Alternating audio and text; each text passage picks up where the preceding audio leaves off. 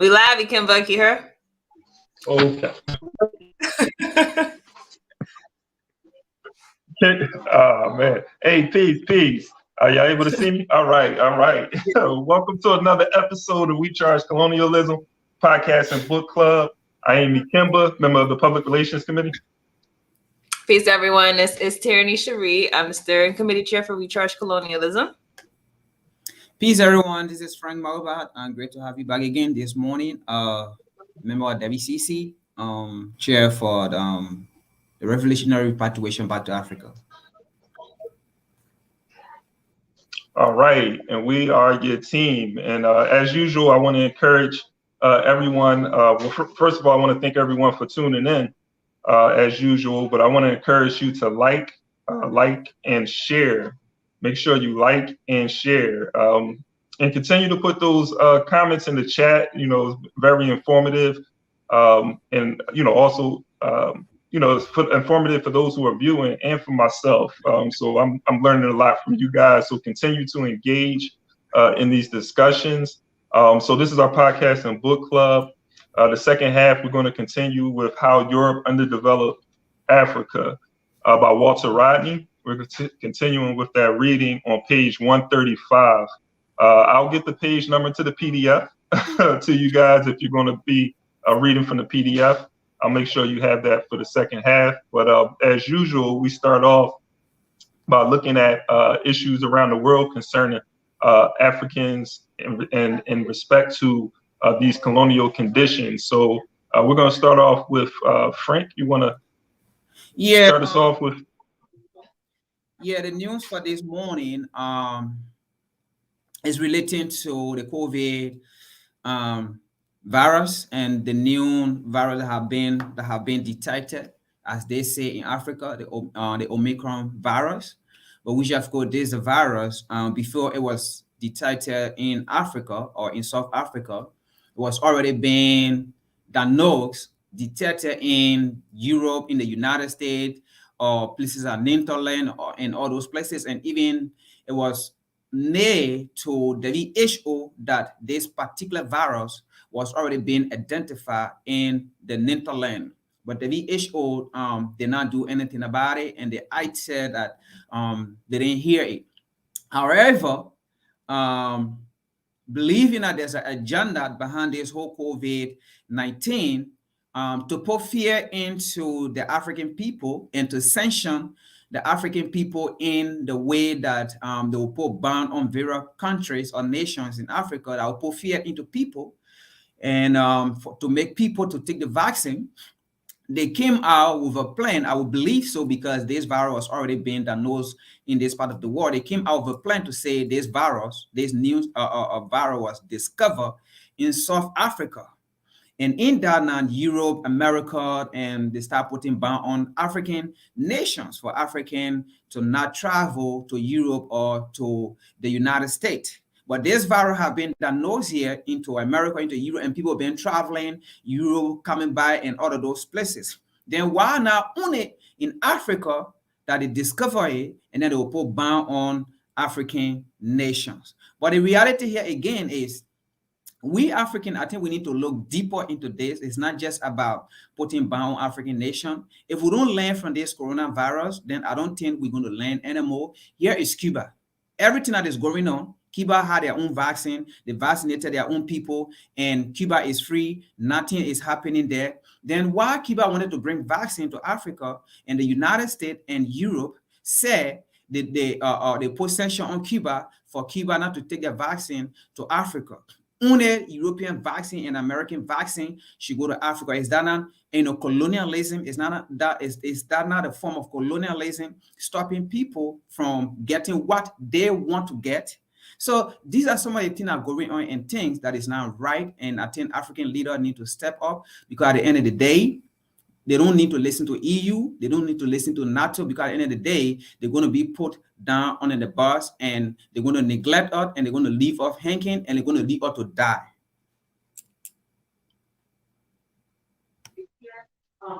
Hey, thanks for bringing this story, Frank. I think this is important to look at. One of the issues that South Africa has, like other African economies, is that it's inextricably tied to the former. I don't even like saying former colonizers, just because of the relationship between the West and these African countries. But there was a story, about a year ago, where they weren't able to manufacture their own medicines to counter the virus, right? Because the colonizer had an interest, economic interest, in producing vaccinations for the people in Africa. But it's crazy, like you have this history of people who have continuously oppressed and exploited the people, brought genocide to a people, and now they're supposed to come with a solution to save lives in Africa. And I like how you brought up Cuba as an example of a people who can do for self, and so and the difference between Cuba and South Africa and a lot of these other African countries is that Cuba is not, they're not beholden to these Western imperialist powers like the African leaders are. A lot of these leaders are in a position where they have an economic interest, an individual interest, to stay tied to these colonial powers. And so that's part of the problem right there. But I don't know, Tyranny, if you wanted to add something. The longer that this pandemic goes on and on, the more I feel like I'm just in the matrix. It's just like, are we really experiencing like what we're seeing? Because so much of the information that we're being fed is controlled. So much of it is controlled by our enemies, our oppressors.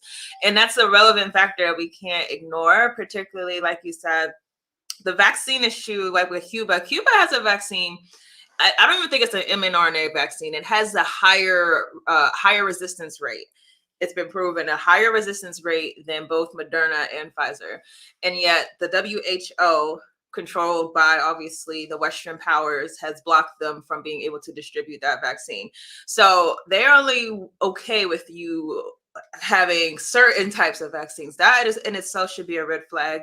And I feel like a lot of our people, because we just see this as the only solution, we assume that this is the only solution. But the question that you should be asking is, why is it that whenever countries try to push for solutions that they deem to be in the best interest of their people, and it's not in line with Western interests, why aren't those equally solutions? So it's really like a lot of people have called it vaccine colonialism. That's what we're experiencing.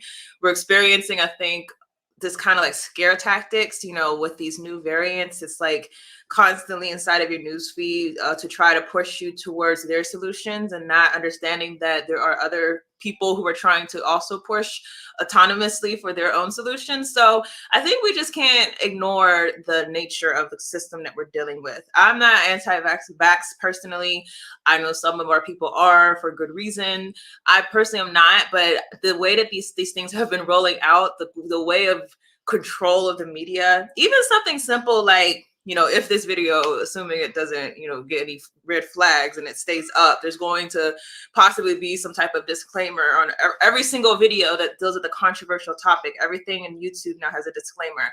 More and more, it's like we're literally being locked into this matrix where only certain people get to tell their narratives, and everyone else, if you don't comply, then you get silenced. And so it's just, I feel like there's dangerous precedents constantly being set inside of this time. And if we're not awakened to every single step that these imperialists are taking, then I think we're going to be in a much more dangerous situation, particularly as a people who are looking to free ourselves from colonialism, trying to free ourselves from these world dominating forces. They control the media, they control the corporations, they control the pharmaceutical companies. So what is truth anymore when your enemy is literally controlling all of those facets of your life? What is truth? So that's how I feel. It's just like more and more, I don't know, like, where am I? What is happening? How am I supposed to understand the world? It's like more and more, the rug is just being pulled from under me.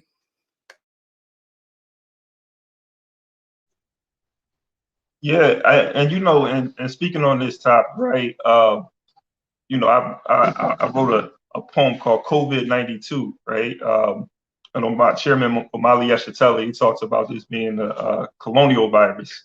And that's what, COVID-92 talking about 1492 when Europeans went into the Americas and also Africa. They were already there prior to 1492. But the point is that through capitalist exploitation, you have masses of African people and oppressed people around the world who are more vulnerable to these viruses and diseases. They're not able to get the health care that's needed to prevent or to even, help them recuperate from viruses or sicknesses. And so all of these, what do they call these preconditions? Is that how they describe it? That, a lot of that is brought about through the colonial conditions that our people are in.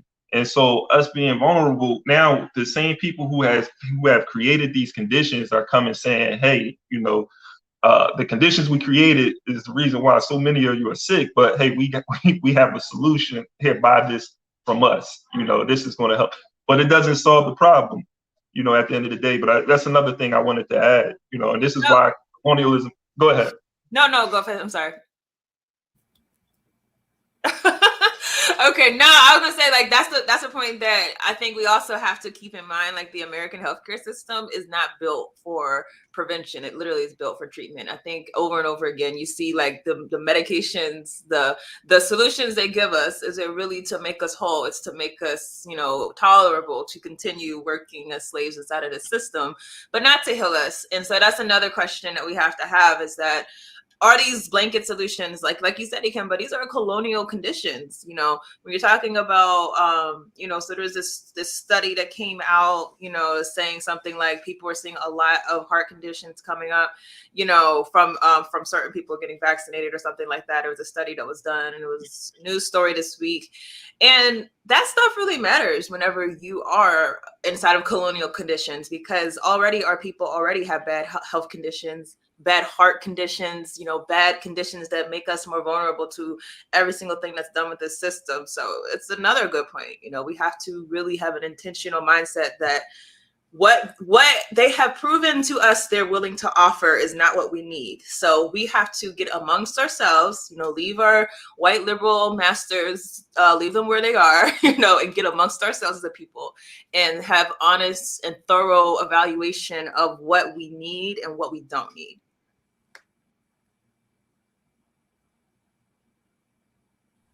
You wanted to add something, Frank?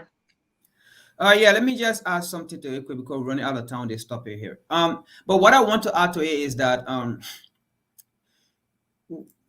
this is, when we talk about the scramble for Africa, when you really look up before the coronavirus, we saw to it that Africa was actually on a path of actually saying no to the colonial master or saying no to this imperialist nation.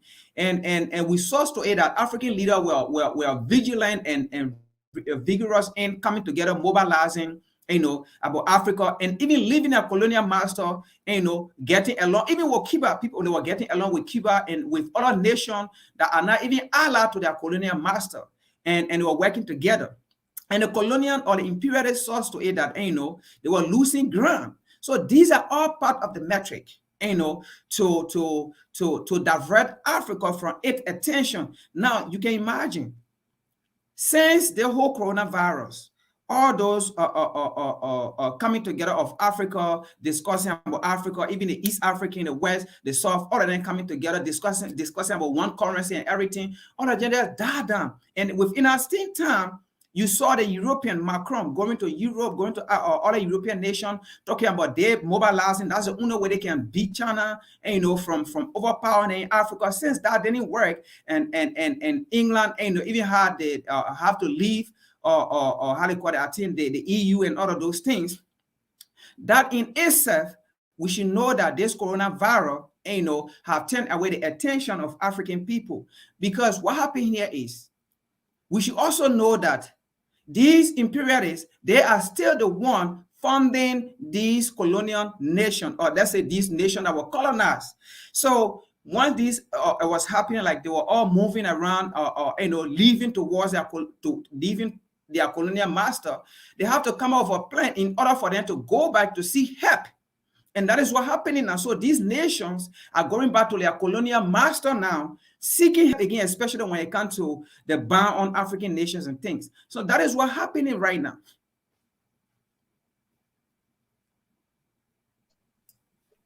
Right on, right on. So we're gonna move on. We still have more stories to give.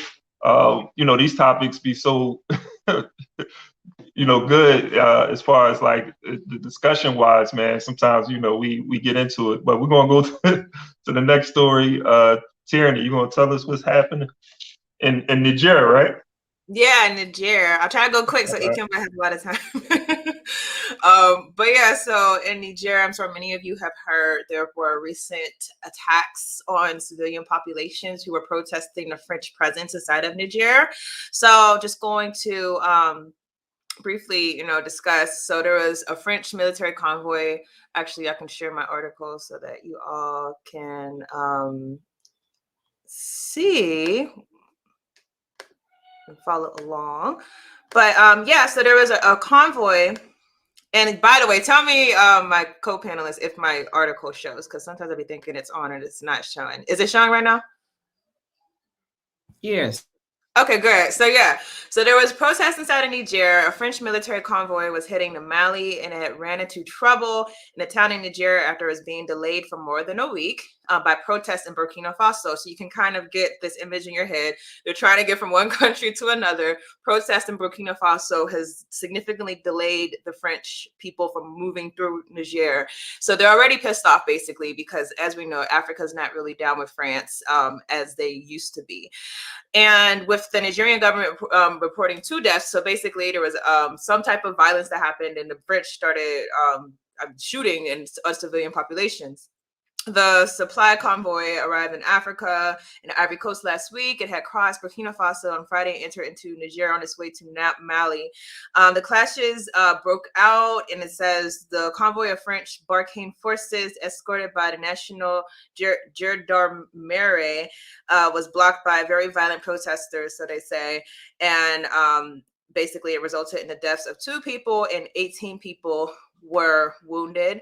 So this is, first of all, props to the people who stood up, because so many times, for so long, we've kind of become desensitized to the colonial presence, to where we have people literally occupying our places, you could use this analysis in an internal colony if you're in the US or something, in a country like that, where you have your white supremacist government patrolling the streets. You could use this inside of the external colonies inside of Africa. We've become desensitized to these things, and props to the people of Burkina Faso, of Niger, of Mali, so many places, Chad, so many places that we've seen say, no, we are not okay with you patrolling us as a people. We're autonomous. We can do this ourselves. We don't trust you. You've shown that you are very vicious towards Africans, so we're not going to tolerate your presence. But this kind of shows also how the international community will turn their backs on Africans and pretend as if these things aren't happening. Could you imagine if the opposite happened, if there were some Africans who were of the military or something that opened fire and killed 2 Europeans? The outrage would be out of this world, particularly when these people are unarmed.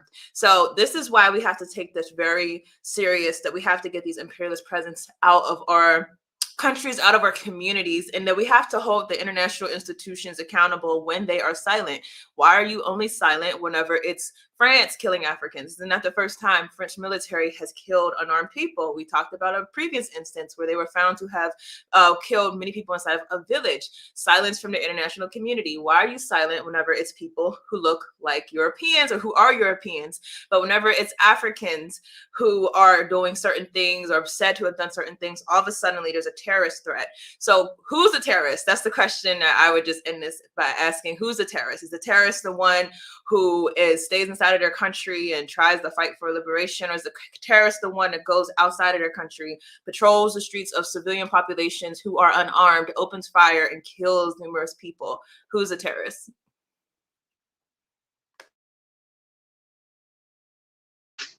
I'm gonna let Frank answer that question. I'm trying to find a page on this PDF. But yeah, Frank, you wanted to add something? Yeah, the answer to that question is very simple. The French military are the terrorists. European Mediterranean Africa are the terrorists.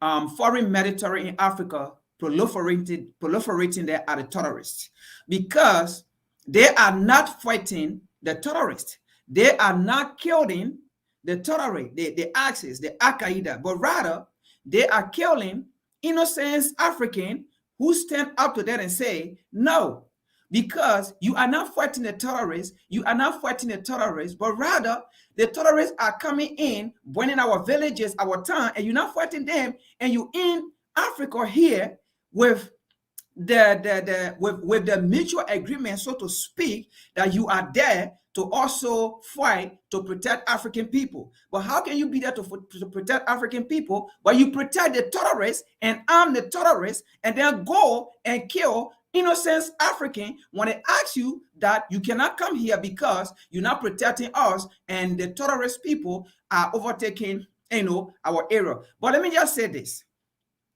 I always use the Middle East as an example. When the foreign military was in the Middle East, they were not just all over. They was basing at a specific place or places, and those places where they are, where they have the mineral resources. Those are the place, the United States military or Marine or Navy, whatsoever. Those are the places that they were air basing and protecting the place or places. And it is the same way in Africa.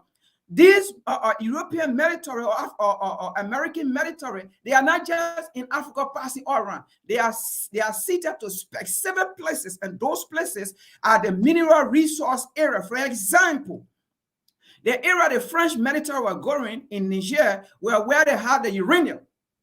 That is where the French military were going to protect, so that the access or the terrorist group cannot come there. And that's how the people stood up onto them for 1 week and said, no, you guys cannot go here. We don't want you people here because you guys are fake. And then you open fire on the people and kill the people and then wounded 18 people. And World Health Organization or UN, the so-called UN, other than the so-called human rights, other than silent, and they can't talk about it because it is African, because it is what 3/5 of a human being, of a lesser human being, that have been killed. It's not they are still speaking the colonial language or languages on African people in this current time. Hey, yeah, is this African or is France acting? So France version of African, they had OperationBarking, which they're supposed to be supposedly downscaling, because of all the anti-French backlash they're selling, that they're going to start withdrawing troops. But yes, this is essentially the French AFRICOM, you could say. Okay, yeah, and I mean, you may have mentioned it, but it's it's always under the guise. The West is always under the guise of fighting Al Qaeda, right?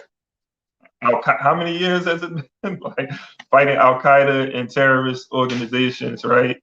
And so I think like the people have in the particular article, I was reading the article, and the people, they're tired. They want France out of their country. So, I mean, how come we're in 2021 and we still have people who came into a continent, colonized the people, exploited the people, still have a military presence there, and still have economic, I did a story on French company in Central African Republic, who basically controls the economy of the CAR, which is one of the poorest nations in the world. So yeah, I think like the only way that they come into Africa is on the terms of African people, and that's not happening. And even if it's on their terms, it's still you're still dealing with neo-colonialism, and the masses of people are not benefiting from it. So it's this right here, this struggle that's taking place. We always have to look at it as working class, the workers, the laborers, and the poor who are fighting against these imperialist powers, because they understand the contradictions that exist within their societies, right? And so these are the people who are on the front line. These are the people who are losing their lives. And so we have to stand with them. Yeah, just one more thing. Like you Yeah. said, the contradictions, like this is the contradiction of people who talk about we need to spread democracy in Africa. When you see so many Africans who are on the ground, who are the masses, you see them all out saying no French presence. And yet the same government that supposedly represents them is still supporting France. Clearly, those governments that said that they're representative of the people aren't representing the people. So these are the contradictions that we have to point out consistently. You're saying that it's supposed to be majority rule. Majority saying that we don't want French presence. How is it that the people who keep winning are people who support France? Clearly, there's something going on inside of this quote unquote democracy you've given us that is not true to what you're telling us. So that's another important contradiction.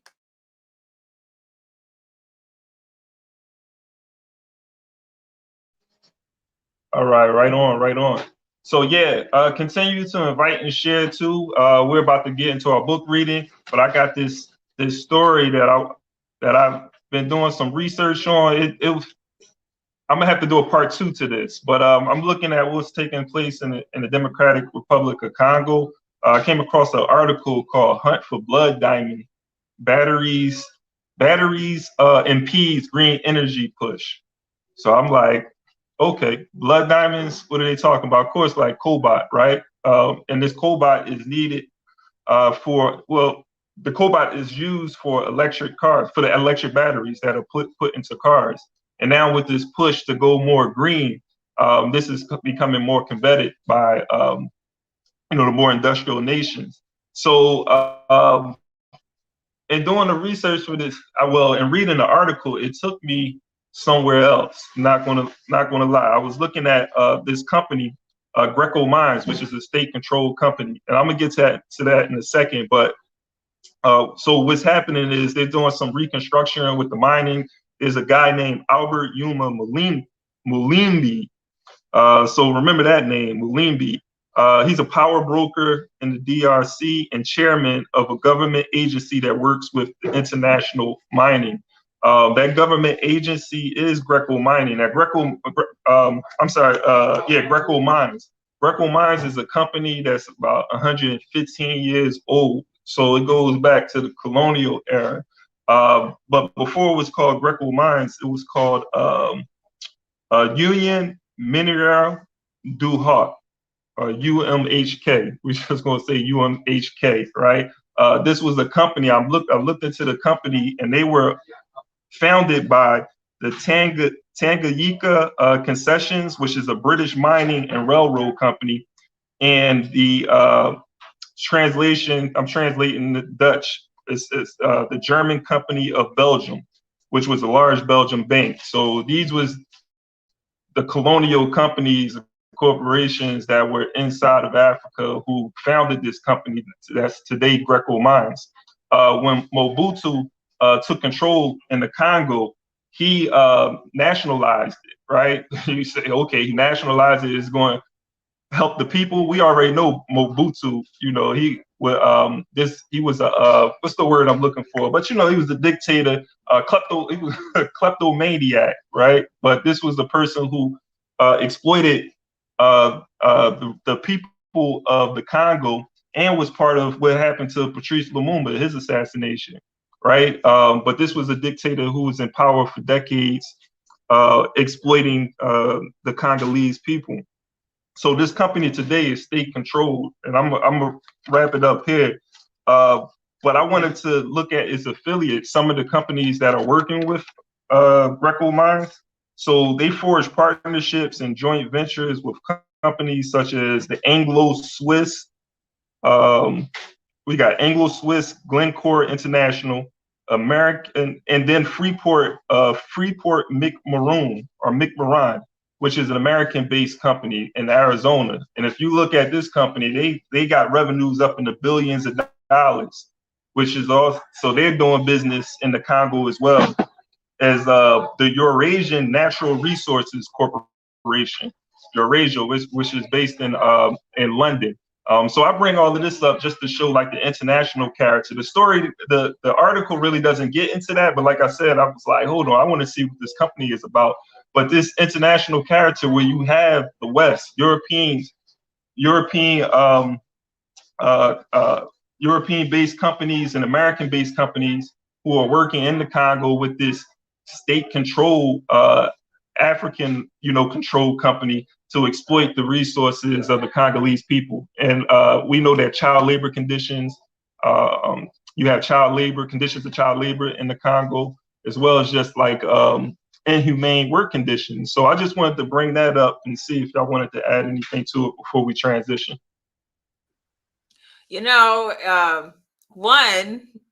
This is very indicative of the colonial system, and everyone within the next couple of weeks, WCC has been working to organize some with other Pan-Africanist organizations under a coalition called Africa Unity Movement for Decolonization. We're going to be releasing a report within a few weeks that's going to list a lot of colonial corporations that are doing these types of things. Obviously not all of them, because there's just so many that, this probably will have to be an ongoing list for a long time. But Ikemba, just a note to you, but let's make sure that if Greco Mines is not included, I know Glencore is included already, but let's make sure if Greco Mines is not included, that we add them to the report. The other thing, though, is that I think where you started off was very important for us to understand. A solution to the West is not a solution to Africa, many times. Meaning we're being marketed this whole idea that we need battery cars because oil is running out, because we're running out of this resource. This is how they're saying it. But look at this. The same batteries that are going to be taken, we're inside of the same position that we're in with oil. The oil was seized by the West. The oil is being depleted by the West. Now they're going to be depleting the Congo, already under siege part of Africa, of cobalt, which everyone's involved in. Tesla, everyone is trying to get this cobalt for their own interests. We're told this is good for the world. This is good for the environment. And of course, we want clean air. That's not the point I'm making. The point I'm making is, how is it that every single solution that they poise is not a solution whenever it comes to us? And this is what's going to continue until we actually get them off of our necks, because colonialism is always going to have a bad backdrop when it comes to the colonized. Did you want to add anything, Frank? But there's a question in the chat there. But before we can answer that question, colonialism was based on exploitation. So if colonialism was based on exploitation, if slavery was based on exploitation, that means those that colonize, or those that enslave us, those that exploit us, right? They can never bring solution to the African problem. That's what I want to say. But we can answer the question in there. Yeah, that's a good question. If we're talking about the same question, if y'all wanted to tackle that before we transition, I think we should spend a couple of minutes touching on that. The question, yeah, there it is. So if France vacates its African presence, will the former Franco countries be able to fight Al-Qaeda-backed groups on their own? Boko Haram and Al-Shabaab and anti-African and dangerous? Yeah, but that's the question. Let me get on that question. First of all, in answering our question, let's look back in the 60s, when the African nation were gaining independence. Most of our African leader that was assassinated. Now, for example, Thomas Sankara, the French presence in Burkina Faso, Zalatan, they had a military there, right? They had a base there. So even in DRC Congo, with Patrice Lumumba, the French have their base there, or the Belgian, they had their army there, and so forth, right? So if the French or foreign military leave Africa, will we be able to fight these people? Of course, yes. With their presence, what have happened? Nothing. In fact, the more we get these terrorist group into our area, onto our continent, and they are the one funding these terrorists. They are the ones supporting these terrorists. So if they leave and the African people bear themselves up, that means we should take control of our land. of our, how they call it, water body, the sea coast. We should take control of it and protect it. If we do that, where will the foreign military pass on the sea coast to come and give arm or fund to the Al-Qaeda or to ISIS? We should control our airspace. If we do that, where would they fly with their plane or whatsoever in the sky to bring supply to the Al-Qaeda or to the terrorist group? There will be no way for them to pass to bring support to these people, right? So yes, we can fight them if these people leave the continent, because by their presence on the continent, they are the one funding these terrorists. So they are there, they are not fighting the terrorists, but every day, problem increase, bombing taking place, and all of those things. So if they leave, we can solve our problem. So we shouldn't depend on them, because that's the notion that, that's the colonial mentality. If these people leave, we will not be ourselves. We will not empower. Since they've been to Africa, what have happened? Our problem become, more and more deployable and backward. So we don't need them.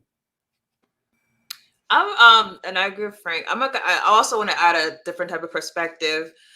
I think many of us are watching this stream, not everyone, but a number of us are from the United States. We have gangs, many of us inside of our communities, and we know that it's very easy for the media to just paint a blanket picture and say the gangs that are in your community, they're bad, they're shooting up people, they're bringing drugs and all of this. But we have to also understand that they are a creation of the white supremacist system.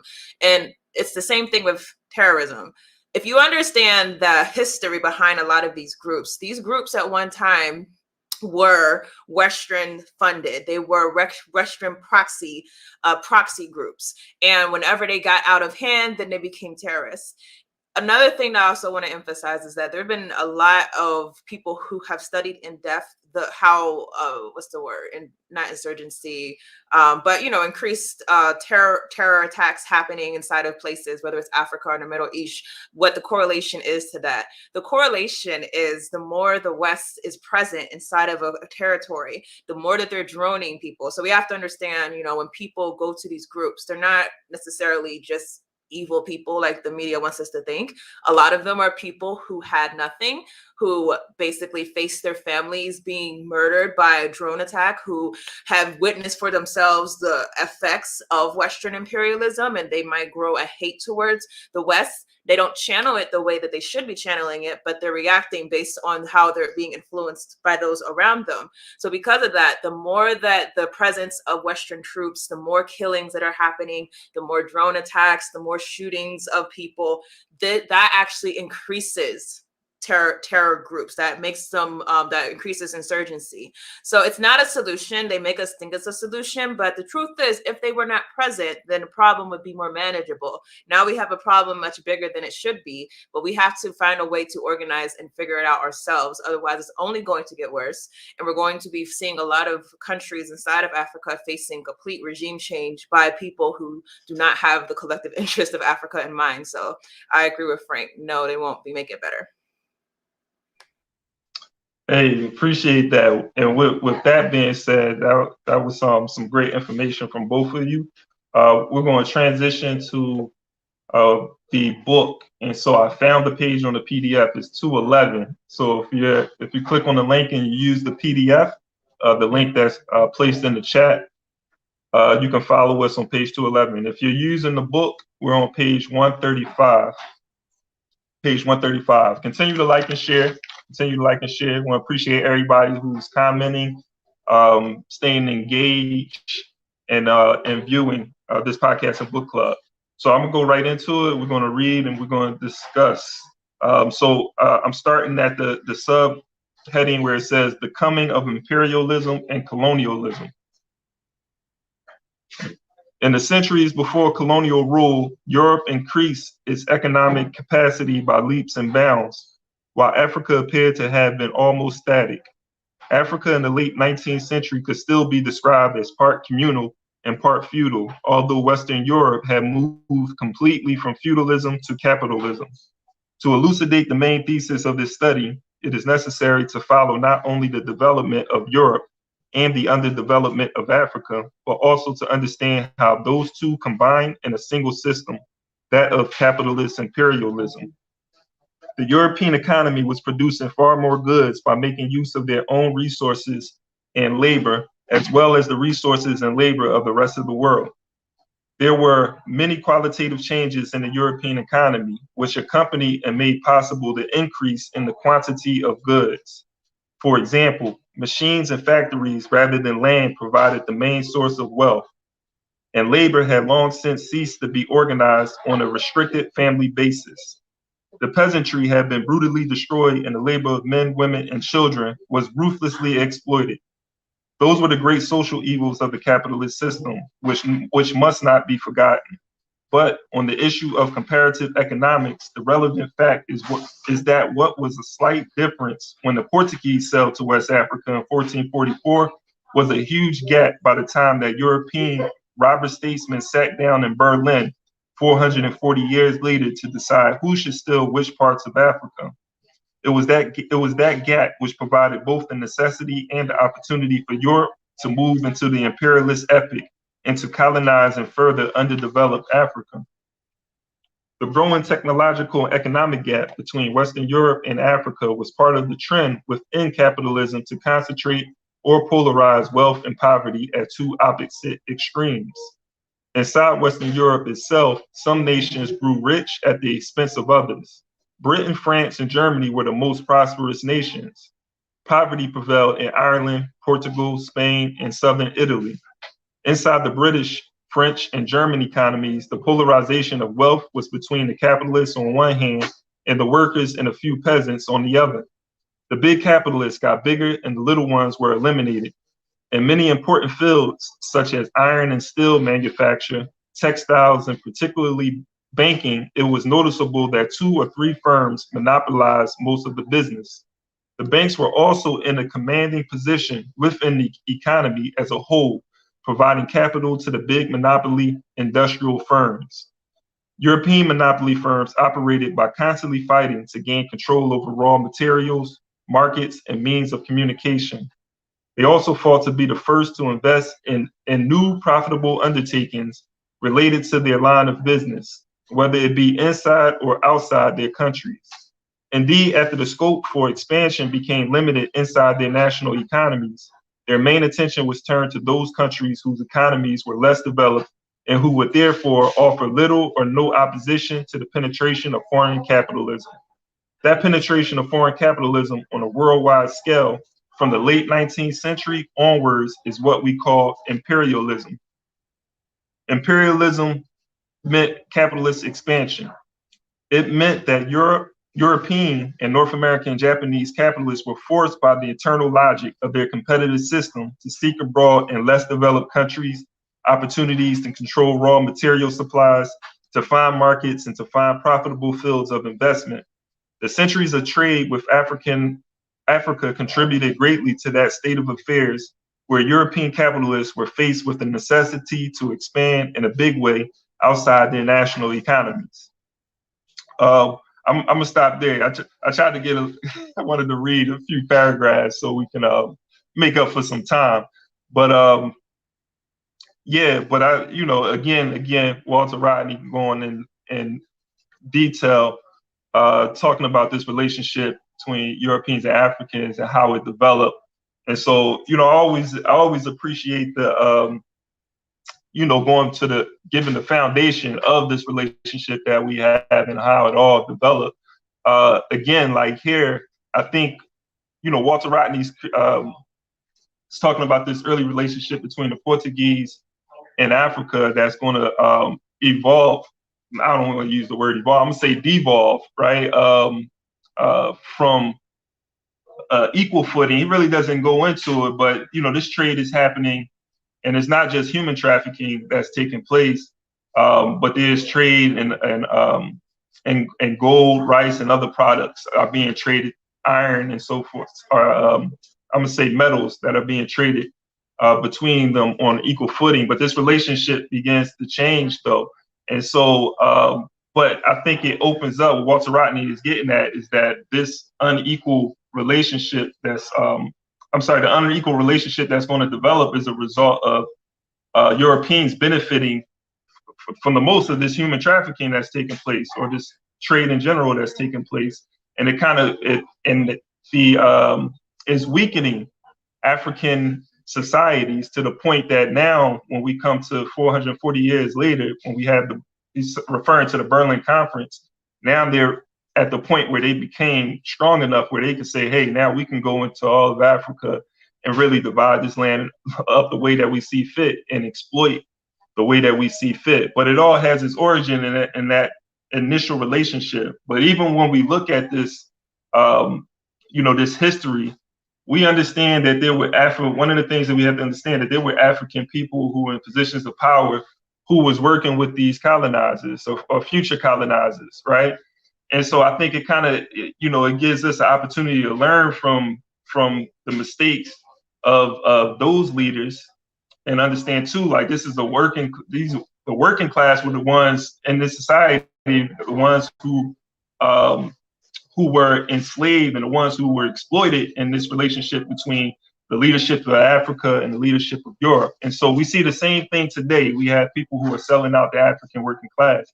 And so I think it gives us the opportunity to see, like, what type of society that we need to develop. Because these societies too the communal societies were vulnerable to those communities that were more complex, and we're beginning to talk about African societies that were beginning to create more of a social hierarchy within their societies where the working class was being exploited. And so, and those societies were the ones, the leadership of those societies were the ones who were going, I believe we're going into the more communal societies who did not have the technological advantage to, propel this type of exploitation that was taking place. But I don't know if anybody else would to add something. We'll write it there. Another thing, I love, we can never emphasize enough, and, we might have been listening like, okay, we know these things, but we can't emphasize enough the fact that the correlation between the riches of European society and the impoverishment of African society, there's a direct correlation, because that's going to help us understand why there's such a organized and concerted effort by the European powers to ensure that we do not become in control of our own resources. They understand that Africa being able to control what we talked about, the cobalt, the oil, the gold, the diamonds, being able to control their own lands, being able to control their own agriculture, their own waterways, all of these mass land infrastructures will literally lead to the demise of the European empire. And if we understand that, then we stop trying to negotiate with terrorists, because we understand that there's no negotiation when you're asking a people to go from being the most rich in the world to go from being at best mediocre, at best, just surviving. So we have to understand why this is a system is built this way. The fact that we are poor is because they are rich. The fact that we are powerless is because they are powerful. And when we understand that, we understand the fact that there's no negotiating. There's only pushing for revolutionary power, revolutionary change, revolutionary actions. And anything less than that is not going to truly free Africa. Yeah, and a quick point too, just going back to the structure of these societies as well, like those complex societies. When I say complex, I'm talking about these societies that begin to develop more like urban communities, and then you have sort of like specializations that are going to take place, and then the creation of this hierarchy. Like those societies too, because they're oppressive and exploitative in their nature, those societies tend to have more of like military presence and are able to take advantage of those more communal societies where there is that, Ubuntu, which we mentioned, on this program sometimes we talk about Ubuntu. I know Ruti brings that up. Those societies where that philosophy is I am because we are, we're we're like, how can we work together so that we all can survive? And so when that society comes in contact with a society where it's individualistic and how can I take advantage of you for my own interests, we're going to have what we had 500 years ago. And so what we learn from that is, okay, yeah, I am because we are, but now we understand that there are people out there who do not have that same nature or that same philosophy. And so we have to prepare for that now. Frank, did you want to ask? Frank, also, there's a question I think you would like to answer. Oh, yeah, what's that? I just saw it. I think it's this.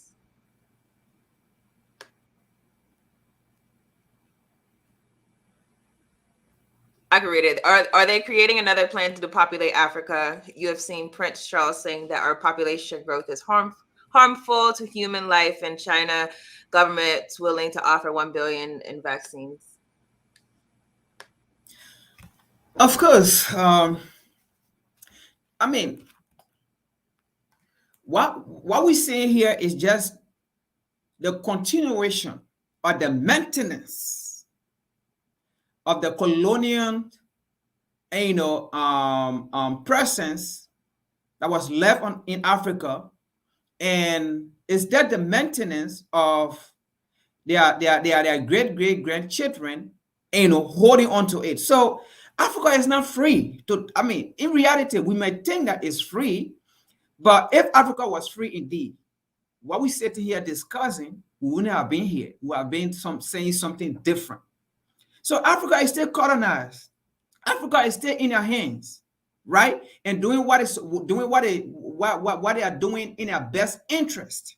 So we are not free, because if we were free, we would have been maybe discussing something different, like either what Cuba doing, and would have been providing for ourselves. We would have been providing vaccine for ourselves, then waiting for white Jesus to bring vaccine for us, then waiting for white Jesus to come and give us how do you call it, some crumbs or aid, then waiting for white Jesus to come and tell us, oh no, this part of the economy is bad, we need to come and fix it for y'all. So they are still calling out because we have to wait for them to come to give us what we need. And if they say no, and then we have nothing, we suffer, we die, and then they put sanction on, or they tell us, they say you can't. I mean, Africa is not free. We are not free.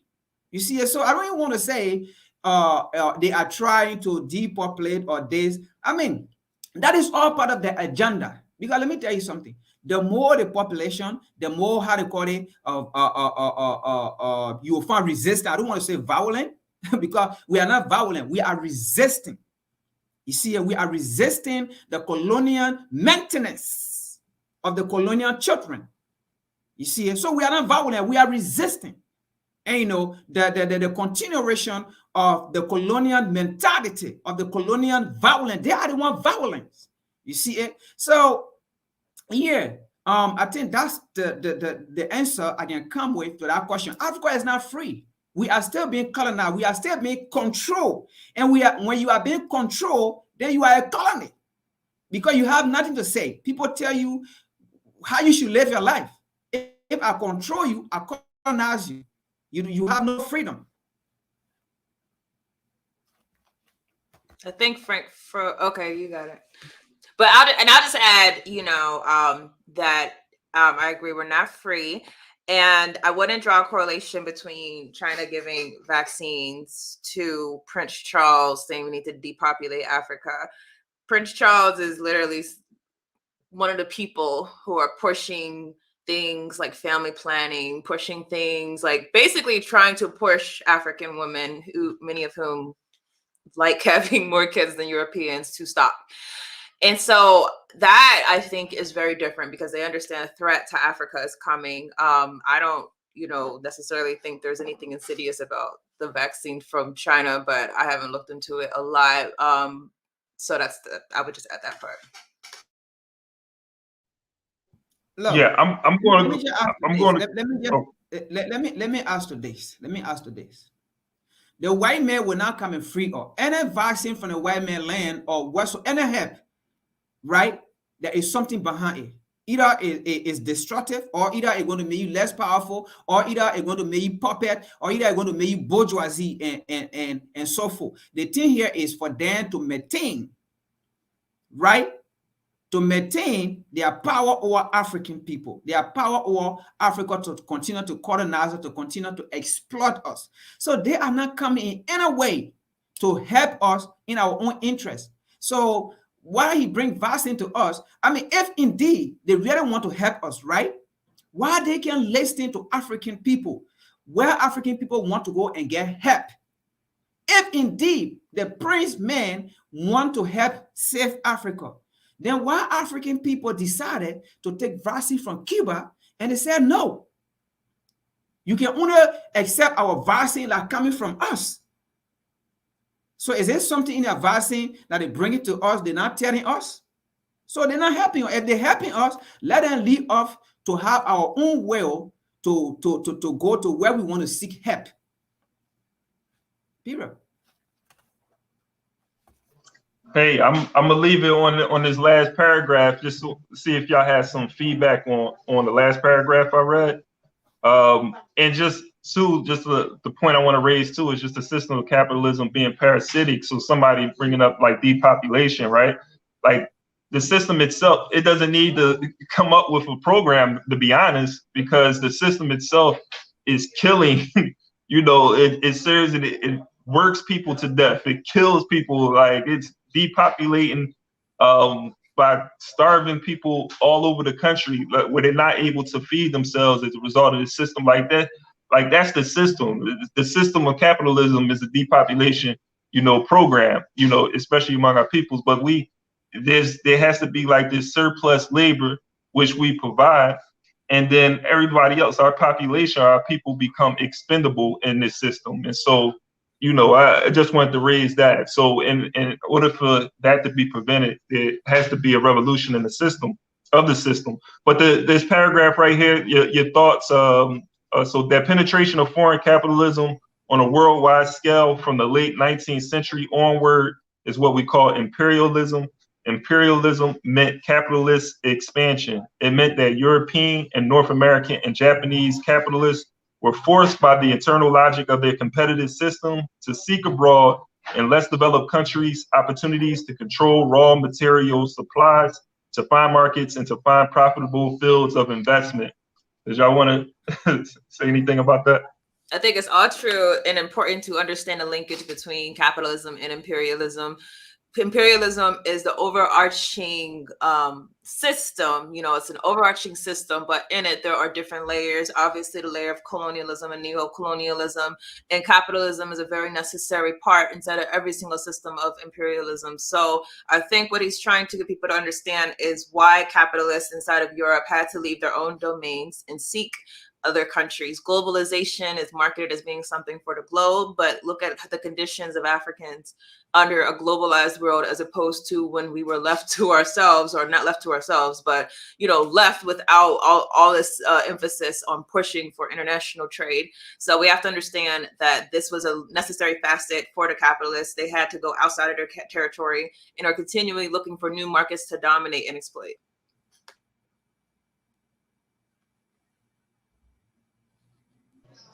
You had any final thoughts, Frank? Tyranny just said it. But I want to answer a question. There was a question asked about Liberia, something in there. I don't know who asked that question. Okay. So let me use that to get that person point across. I don't know, what's the question? Can we still get it back? Yeah, the question, it came up on the screen. I didn't see the question. Yeah, it came on the screen about Liberia. I think about okay. Yeah, so Frank, here is for you, what advantage do Liberia have in helping the continent to resist white supremacy or colonialism, since it is touted as not having a colonial master like others? First of all, that's a myth. Liberia have a colonial master. The United States colonized Liberia. Ethiopia, as I know, was the only country that was never colonized. So that's a myth. But America is a country, right? They never want to take blame for what they did. They'll always try to divert what they did onto something different. But when you really do your research, you will find out that the United States government actually funded the ACS. The ACS did not just come into like, okay, we are the ACS, the American Colonization Society, we're going to Africa to carry African there and all of those things. And in fact, when you do research, you actually see that the mission, they said the mission was the ACS was to take African people back home. That was not a mission. They had different motives, they had different mission. But again, That's the history they bring to us. But what? Let me answer the question here. First of all, the most fearful weapon that the imperialists fear is Pan-Africanism. That's the only weapon they fear. So how can Liberia fight to become part of the whatsoever to fight white supremacy or colonialism? It's just Pan-Africanism. Africa or Liberia just need to join other Pan-Africanist nation, other Pan-Africanist organization with the Pan-African ideology of decolonizing Africa, decolonizing the mind. Other than that, Liberia alone cannot fight white supremacy. Liberia alone cannot fight neo-colonialism or colonialism. Liberia can only join a Pan-African organization, a Pan-African institution, and Liberia can only defeat neo-colonialism or white supremacy by becoming a Pan-African nation, period. Hey, it's 11 o'clock. He was like Pan-African, period. That's how you end it right there. I appreciate that. Hey, I want to thank everybody for tuning in to this hour. We will be back as usual on Saturday at 10 o'clock. So tune in next week. Continue to like and share this program as we continue to build. And we're going to continue to read from How Europe Underdeveloped Africa. So again, just appreciate you all staying engaged and tuning in. And until next time, peace.